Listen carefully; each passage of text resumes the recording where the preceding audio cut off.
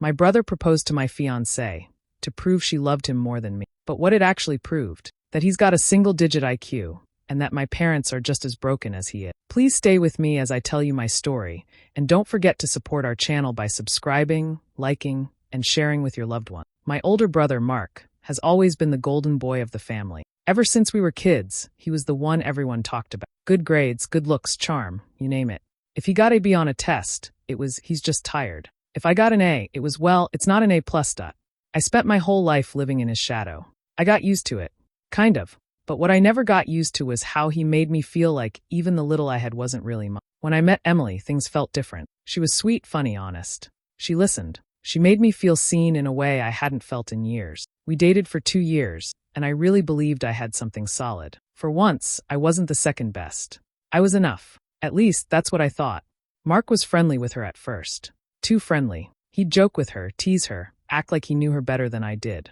I brushed it off. That's how he was, everyone's best friend. But sometimes he'd say weird things like, if I met you first, who knows what could have happened, with a laugh that didn't quite sound like a joke. She'd laugh too, awkwardly, and change the subject. I'd ask her if it made her uncomfortable, and she'd say no. But something always felt off. Then came the night everything broke. We were at my parents' house for a casual dinner. Just the 5 of us. We'd had wine, small talk, the usual. Then Mark stood up and said he had something important to say. He looked right at Emily, smiled like a showman, and pulled a ring from his pocket. He proposed. Right there. In front of me. To my fiancé. He said, let's just settle this, Em. Who do you really want? I couldn't speak. Emily froze. My parents laughed like it was some big joke. I stared at him, waiting for him to say, just kidding. He never did. She looked at me, pale, speechless. Mark stood there with that smug smile, like he'd just won something. I left. I didn't know what else to do. Later that night, lying in bed, everything hit me at once. The years of being pushed aside. The moments I ignored. The way Emily looked so scared. I knew then, this wasn't just a sick joke. It was something worse. And I needed answers. Growing up in my house felt like living in someone else's story. Everything seemed to revolve around Mark. From the moment we were little, he had this glow around him that everyone acted like they could see. My mom especially, she treated him like he was born to lead the world. I was just there. A second thought.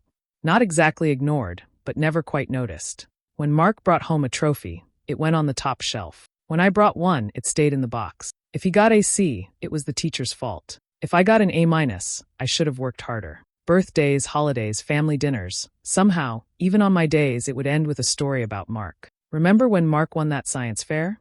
Mark used to eat vegetables without complaint. Little things, but they stack up. You start to shrink inside yourself. You stop expecting fairness. You stop thinking you're allowed to shine. My dad? He wasn't cruel. He just watched. He'd sit in his chair, quiet. Maybe nod if I got a good report card. But he never pushed back against Mom's favoritism. Never stood up for me. Sometimes I wonder if he even noticed. Or maybe he did, and just thought it was easier to let things stay the way they were. Either way, he never once told Mom to ease up. Not once told Mark to back off when things got weird. In school, I tried to carve my own space. I liked art. I was good at it. Won a small district award in 10th grade. Mark showed up to the celebration with some girl on his arm, looking like a movie star. Suddenly, the whole night became about how Mark had just landed an internship with some tech startup. Teachers who didn't even know him came over to shake his hand. I stood by the juice table, smiling like it didn't bother me. After college, it got worse. I got a decent job in marketing right out of school. Mark didn't work for almost a year. Then one day, out of nowhere, he lands a huge client-facing role through one of Mom's friends. A job that should have taken years to earn. That weekend, we had a family dinner. Mom made a toast. To Mark, we always knew you'd land on your feet. No one toasted me when I moved into my first apartment. No one even visited. It wasn't just success he wanted. I started noticing a pattern. Things I liked, he suddenly liked too.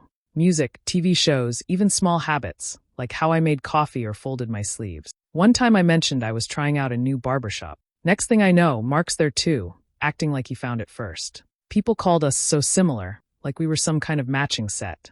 I hated it. He wasn't copying me because he admired me. He was doing it to blur the line, to take what I had and make it his. It was more than attention. He didn't just want to be seen. He wanted to take what made me happy and twist it into something that belonged to him. Every win I had, he didn't just envy, he tried to claim it. It was like he couldn't stand the idea that I might finally have something he didn't. And now, looking back, I realize this didn't start with Emily. It didn't even start with that stupid proposal. It started way back, when I first picked up a crayon. When I brought home my first B+. When I first made someone proud. And he just couldn't stand it. I met Emily at a bookstore, of all places. She was sitting in the aisle between self-help and poetry, flipping through a book with a cracked spine. I made some awkward joke about judging people by their bookmarks, and she laughed, not out of politeness, but like I'd actually surprised her. We started talking, and it just flowed. No games, no weird pressure. Just two people who liked the quiet kind of connection. We grabbed coffee right after, and that turned into dinner, and then into long walks that felt like we'd known each other for years. Being with Emily felt honest. She didn't care about what car I drove or what job title I had. She really listened when I talked. She remembered things I'd casually mentioned weeks before. And more than that, she made me feel like I mattered. Like I wasn't some faded extra in someone else's spotlight. I didn't have to prove anything. I could just be myself. And that was enough. For the first time in a long time, I felt seen. Emily's past relationships had been few but serious. She wasn't the type to date for attention or drama. That's why she stood out.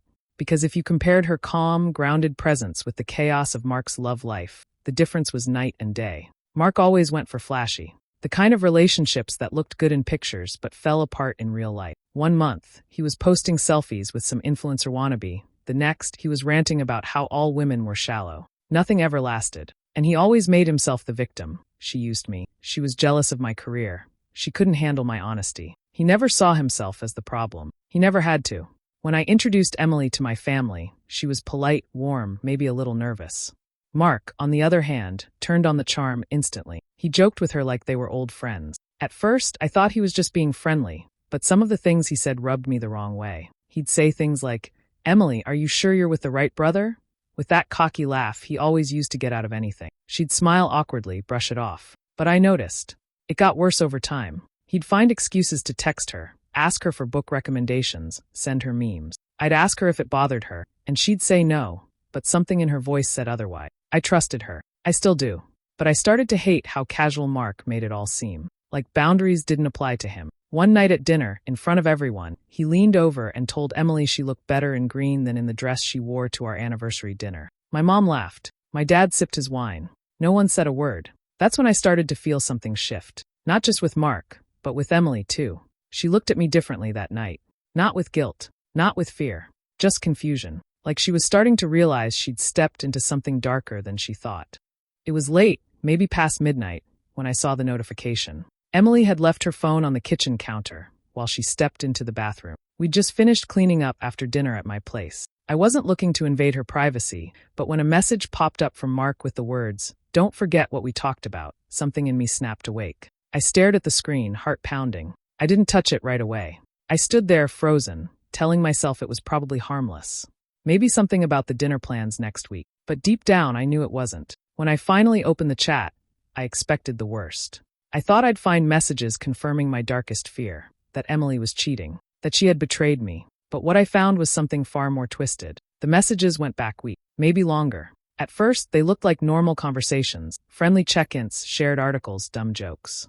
But the more I scrolled, the more off it all felt. Mark had been messaging her constantly, at weird hours, during workdays, late at night. He'd send things like, "You looked beautiful yesterday," or, "You ever wonder what life would be like with someone who gets you completely?" Emily's replies weren't what I expected. She wasn't feeding into it. She'd respond with polite deflections, vague words, sometimes silence. But what stood out was the tone. Not guilt, not flirtation, just unease. Like she didn't know how to escape the conversation without making things worse. And then the manipulation became clear. Mark would flip between charm and guilt like it was a script. One message would say, "You deserve someone who really sees you," and the next would hit with, "Forget it, I shouldn't have said that. I just care too much, I guess." Then he'd guilt trip her with things like, "I've never opened up to anyone the way I do with you." It wasn't just flirting. It was pressure. He was creating a narrative where he was the misunderstood victim. She was the only one who truly saw him, and I was somehow unworthy. He wasn't trying to win her over. He was trying to wear her down. I kept scrolling. Her responses started shifting. Shorter sentences. Delayed replies. At one point she wrote, "You're putting me in a hard spot. Please stop." That one hit me. I read it over and over. This wasn't betrayal. This was someone being emotionally cornered. She was scared to tell me, probably worried I wouldn't believe her. And I hated that he knew it, that he counted on it. By the time Emily came out of the bathroom, I'd put her phone back. I didn't say a word. Not that night. But everything changed for me in that moment. I wasn't just hurt anymore. I was furious. Not at her, at him. at what he was doing, at how far he was willing to go to take something that wasn't his. It wasn't about love. It was about control. And I wasn't going to let it go on. A few days after reading those messages, I confronted Mark. I didn't plan some dramatic showdown. I just walked into his apartment unannounced, sat down, and told him I'd seen the text. He didn't deny it. He didn't even flinch. He actually smiled, like I'd finally caught up to him in some twisted game he'd been playing alone. "You read them?" he said casually, like we were discussing a weather report. "Good. Then you understand." "Understand what?" I asked, trying to keep my voice steady. My hands were shaking. He leaned back in his chair like he was proud of himself. "It was a test, man. That's all. A loyalty test. I needed to see if she really loved you, or if she was just with you because she hadn't met someone better." I stared at him, stunned. He said it like it made perfect sense, like this was some noble mission he'd taken on. A favor, even. "You proposed to her. In front of me. In front of our parents." He shrugged. "It was a joke. You're taking it too seriously." I laughed. Not because it was funny, but because it was so insane, I didn't know how else to react. "You've been messaging her behind my back for weeks, telling her she deserves someone better. That's not a joke." Mark's expression darkened for a second, just long enough to notice. Then he switched back to his usual smug face. "I was helping you. If she'd said yes, then you'd know she wasn't the one. That's what you wanted, right?" "To be sure." I didn't respond. I just walked out. I knew if I stayed, I'd hit him. Later that week, my parents invited me over. Said we needed to talk as a family. I went, thinking maybe they'd finally see what Mark had done. Maybe this would be the moment they stood by me. I was wrong. The second I brought it up, Mom sighed loudly like I was being dramatic. "He didn't mean anything by it," she said, waving it off. "Mark just has a different sense of humor." Dad stayed quiet, like always, eyes down at his coffee. "He proposed to Emily," I repeated. "He's been texting her for weeks behind my back." Mom frowned at me. "And she didn't say yes, did she? So what's the harm? Don't blow this out of proportion." I couldn't believe it. It wasn't just that they weren't angry, it was that they were defending him. "He was testing her loyalty," Mom added, like it was a noble act. "If anything, he did you a favor." I looked at both of them and felt something snap inside me. I wasn't just alone in this fight. I was surrounded by people who thought gaslighting and emotional manipulation were perfectly fine, as long as their golden child was the one doing it. They saw his actions not as betrayal, but as mischief. Like he was a little boy who went too far, not a grown man deliberately tearing into my life. That night, I realized it was never a joke to him, never a test. It was a trap, designed to push her, to push me, until one of us broke. And now I knew something I could never forget. Mark might be twisted, but the real danger wasn't just him. It was the fact that our family had built a shield around him and expected me to smile while he used it. After that talk with my parents, I felt like I'd been thrown into some twisted upside-down version of reality. Everything that should have been wrong was being brushed off. Every instinct I had was being questioned, not just by them, but eventually by me too. They kept repeating the same phrases over and over like it was some kind of script. "He was just joking. You're taking this too personally. Don't ruin the family over a misunderstanding." And the one that hit me the hardest, she didn't cheat, technically. That word, technically, started to haunt me. It was like they were all clinging to it, using it to justify everything Mark had done. Like as long as she didn't sleep with him, then nothing else mattered. The hours of manipulation, the messages, the mind games, all wiped clean because there was no physical line crossed. I tried to explain it. I tried to lay it all out, calmly at first, then more desperately. He tried to make her doubt everything. He tried to make me doubt everything. That's not a joke. Mom rolled her eyes. Mark just likes to push buttons. You know how he is. And Dad. He finally spoke, but what he said broke me. Just let it go. You've got a good thing with Emily. Don't mess it up. Mess it up? I was the one trying to hold things together. When I went home that night, Emily was waiting for me. She looked like she hadn't slept. I told her what happened, about the way they'd defended him. She nodded like she expected it. Then she did something I didn't expect. She apologized. "I'm sorry," she whispered, eyes glassy, "for not telling you sooner, for letting it go on. I didn't know what to do. I felt trapped." I believed her. I still do. But something in her had changed. She looked smaller, like part of her had been hollowed out by the pressure. Mark's words had gotten inside her too. And now my parents were making her feel like the villain for even being targeted. I kept thinking if I just stayed quiet, it would stop, she said. But he just kept pushing. And I didn't know if you'd believe me if I told you. That hurt the most. That she doubted I'd take her side. And honestly, with how things were spinning around me, I understood why. I started keeping to myself more. I stopped answering family texts. Stopped going to dinners. Every conversation I remembered with them felt poisoned now, twisted. I questioned my memory, my reactions. Was I overreacting? Was it really that bad? Gaslighting doesn't always come like a storm. Sometimes it comes as kindness. concern. A soft voice saying, "Don't blow things out of proportion." And the more I heard it, the more I started to wonder if maybe I was the one losing grip. There were days I'd stare at my phone, tempted to text Mark, just to demand a real explanation. Then I'd catch myself. He didn't want peace, he wanted chaos. But even knowing that, I still doubted myself. That's the scariest part. Not what they do to you, but what they make you do to yourself. And the more I pulled away, the more isolated I became, like they'd pushed me into a corner and locked the door behind me. After weeks of silence and second-guessing myself, I realized I needed proof. Not for them. They'd already chosen their version of reality. I needed it for myself. I needed to know I wasn't imagining all of this, that I wasn't crazy. So I started recording. I kept my phone on during conversations with my parents and with Mark. Nothing fancy, just voice memos. I'd press record before entering their house or before picking up a call. And sure enough, they gave me everything. My mom saying, "Stop bringing this up, you're hurting Mark's feelings," like he was the victim. My dad mumbling things like, "What's done is done. Let it go." And Mark, he practically bragged. In one recording, he laughed and said, "If she really loved you, nothing I did should have mattered." Every word was a nail in the coffin. And the more I recorded, the more it confirmed what I'd known all along. They weren't going to change. They weren't even pretending to understand. One night, I sat with Emily in the car outside her apartment. We hadn't talked much in days. Things had gotten quiet between us. Not cold, just heavy. But I needed to know the full truth, not just about Mark, but about what my parents had said to her when I wasn't around. At first, she hesitated. Then she opened up. Turns out, they'd been working on her too. Subtly.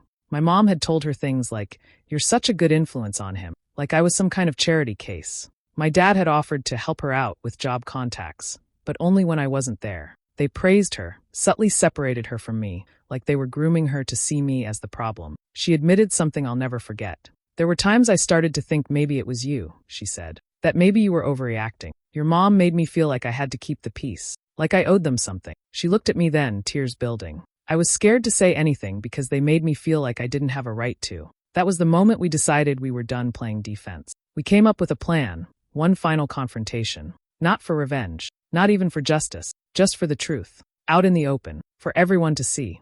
We picked a date. We agreed we'd both be there, calm, collected, with every message, every recording, every shred of truth. If they weren't going to believe us, fine. But they would hear us. They would see what they'd done. And after that, no more pretending. No more family dinners. No more fake apologies. No more acting like everything could be okay. If we couldn't fix the damage, we'd walk away from it. But this time, we'd do it on our own terms. We picked a Sunday, my mom's favorite day for family dinners. The kind where she insisted everyone act like everything was perfect, no matter what was really happening. I told them I'd be bringing Emily, and they sounded pleased. Like maybe finally I was coming to my senses. Mark didn't even bother pretending to be subtle. "Can't wait," he said over the phone. "Should be interesting." That night, I walked in with Emily at my side. I had a small flash drive in my pocket and my phone in my jacket, already recording. My hands were cold, but my mind was clear. We weren't here for a fight. We were here for the truth. Nothing more, nothing less. Dinner was quiet at first. Too quiet. Mark was unusually friendly. Overly so. He kept making eye contact with Emily, smiling like nothing had happened. My mom talked about the roast, Dad passed the potatoes, and for a moment, it almost felt normal. But there was something heavy in the air. Like everyone knew something was coming, but didn't want to be the one to light the fuse. So I did. Right after dessert was served, I stood up and walked over to the TV. I plugged in the flash drive without saying a word. My mom asked what I was doing. I didn't answer. The screen lit up. Mark's voice came through first. Loud. Confident. The clip I played was from a security camera I'd had installed in the living room months ago, after things first started to feel off. I hadn't checked the footage until recently, and when I did, I found gold. The night Mark proposed to Emily, caught from a perfect angle. Every word, every smirk, every second of my parents laughing in the background. All of it recorded. The room went still. Mark stood up. "What the hell is this?" I didn't look at him. I pulled out my phone, opened the screenshots of their texts, and started reading. Word for word. In order. I read the message where he said, "He doesn't deserve you." The one where she replied, "You're making me uncomfortable." I read the guilt trips, the emotional pressure, the way he kept trying to blur lines and plant doubt. My mom started saying something, but I raised a hand to stop her. For the first time, they were going to listen. Then Emily stood up. She wasn't shaking. She wasn't crying. She was calm, but the kind of calm that comes after being pushed too far. "I should have said this sooner," she said. "But I let your silence make me doubt myself. I let you all convince me that keeping peace was more important than telling the truth. She turned to Mark. You didn't just cross a line. You erased it. And I let you manipulate me because I thought it was easier than causing drama. But the truth is, I was afraid of how little anyone in this family would protect me. Then she looked at my parents. You treated me like property, like I was something to be passed between brothers as long as the family image stayed clean. Silence. My dad looked pale. My mom's jaw was tight, eyes darting around like she couldn't decide whether to cry or scream. Mark was frozen. For once, no smug comebacks, no casual grin. I looked around the room and saw it clearly for the first time. A family built on silence, on denial, on pretending that wrong things were just misunderstanding. But tonight, pretending wasn't an option. Not anymore. The silence didn't last long. As soon as the TV went black and I slipped the flash drive back into my pocket, my mom exploded. I can't believe you would do this, she snapped, standing up so fast her chair scraped the floor. How dare you humiliate your brother like that in our home? Our home, I said quietly. This isn't a home. It's a stage, and you've been writing the script for years. My dad stood too, voice low but firm. You didn't have to make a scene. This could have been handled privately. You mean quietly, I said. Like everything else in this family. Mark hadn't said a word yet, but I could see it in his face. The panic, the cracks forming behind his mask. He looked like a man watching his whole kingdom fall apart and realizing no one was rushing in to save him. My mom turned to Emily. You should have come to us if something was wrong. Not ambush us like this. Emily stared at her with calm disbelief. I did. In so many ways. You just didn't listen. Then it happened. Mark finally snapped. You're all acting like I'm the villain, he shouted, voice rising, fists clenched. I was trying to protect him. He's weak. He always has been. She was going to leave him anyway, and I was trying to prove it. He was shaking now, red-faced, rambling. Everything I've ever done, I did better than him. He always had it easier. People liked him because he played victim. I worked harder. I deserved more. No one said anything. Not Mom. Not Dad. Not even Emily. He stood there, breathing hard, looking at each of us like he couldn't understand why no one was clapping for his performance. That moment, that tantrum, was the first time I saw Mark without the mask. Not charming, not clever, just exposed, and deeply, pathetically scared. I didn't raise my voice. I didn't argue. I just picked up my coat, took Emily's hand, and walked toward the door. My mom called after me. If you leave now, don't expect to come back. I paused, turned slightly. I know. And then we left. No dramatic goodbye. No slamming doors. Just quiet, steady footsteps out of a house I had never truly belonged to. Outside, the air felt different. Lighter. Sharper. Like the world had shifted and finally, I was standing in the center of my own life, not on the sidelines of someone else's. Emily squeezed my hand. She didn't say anything. She didn't have to. Everything we had built, the trust, the honesty, the scars, even the mistakes, it was still there. Still ours. And for the first time in a long time, I didn't feel like I'd lost something. I felt like I'd taken it back. It's been a few months since we walked out of that house. Since then, I've been in therapy, not just to deal with what happened, but to unlearn the idea that love has to be earned by silence. I used to think family meant loyalty, no matter what.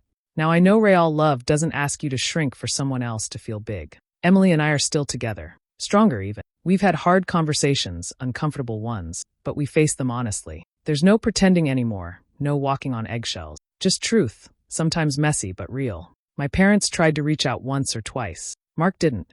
I think he's still trying to convince himself he was the victim. That's his story to live in. I've left it behind. What happened hurt, in ways I'm still unpacking. But it also gave me clarity. Sometimes the biggest betrayal is realizing the people you thought were your foundation were just walls built to trap you. I don't know what comes next, but I know who's beside me. And I know I'm finally free, not because they accepted me, but because I stopped needing them to. What would you have done in my place? Would you have cut ties and started over, or tried one more time to fix what was already broken? Drop your thoughts in the comments.